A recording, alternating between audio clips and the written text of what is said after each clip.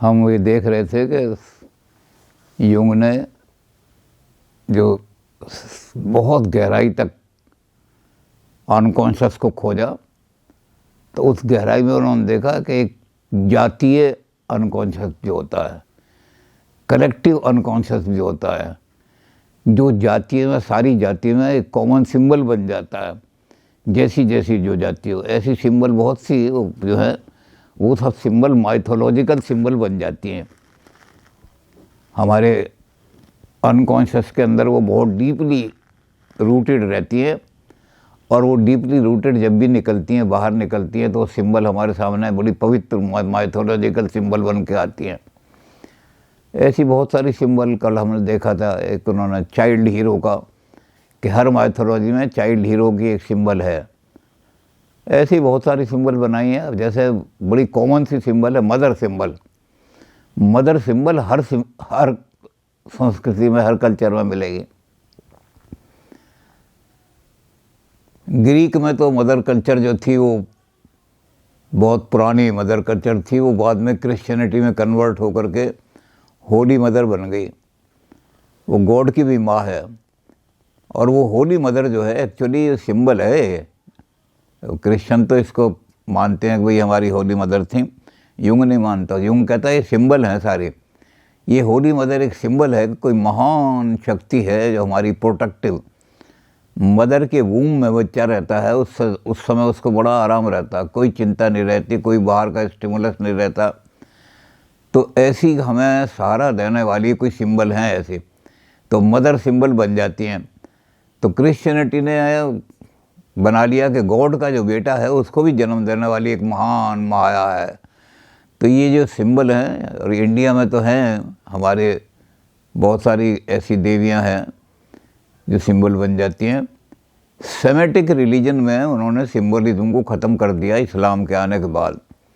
लेकिन इस्लाम के आने से पहले अरब देश के अंदर भी बड़ी पावरफुल मदर की जो डिवाइन मदर है उसकी पूजाएं होती थी। वो देवी बहुत पावरफुल थी। तो सेमेटिक रेस में भी देवियों की कल्पना थी। लेकिन इस्लाम ने चूँकि मूर्ति पूजा को बिल्कुल मना कर दिया, वर्जित कर दिया, इसलिए वो पुरानी जो थी सेमेटिक कल्चर, वो सेमेटिक कल्चर में आज भी पुरानी कल्चर में मौजूद हैं वो सारी। इसी तरह की और कल्चर है एक ओल्ड वाइज मैन। ये ओल्ड वाइज मैन जो है ये हर कल्चर में किसी न किसी रूप में दिखाई देता है। क्रिश्चियनिटी में तो ये बन गया, ये बांटने के आता है जिस दिन क्राइस्ट पैदा होते हैं तो सांता क्लूज बन करके ये वाइज ओल्ड मैन आता है, वो घोषणा करता है कि ईश्वर का बेटा आ रहा है। तो ये एक सिंबल बन गई है, हमारी अनकॉन्शियस की सिंबल हैं जो अनकॉन्शियस में बड़ी सेटिस्फेक्शन देने वाली हैं। ये अनकॉन्शियस में से जब निकल के बाहर आती हैं तो ये सिंबॉलिक जो है माइथोलॉजिकल।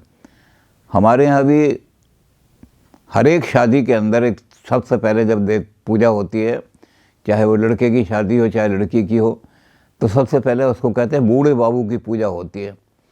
बूढ़े बाबू यानी विश्वकर्मा। नाम तो उनका नहीं जानते विश्वकर्मा, लेकिन दाढ़ी वाले हैं कोई देवता, और उन देवता की पूजा सबसे पहले होगी, उसके बाद कोई और काम होगा। तो पहले देवता उसको कहते हैं, देवता थापे जाएंगे, और देवता थापे जाएंगे तो वाइज ओल्ड मैन की सिंबल हमारे सामने आएगी। ये वाइज ओल्ड मैन की सिंबल तो इस्लाम में भी है।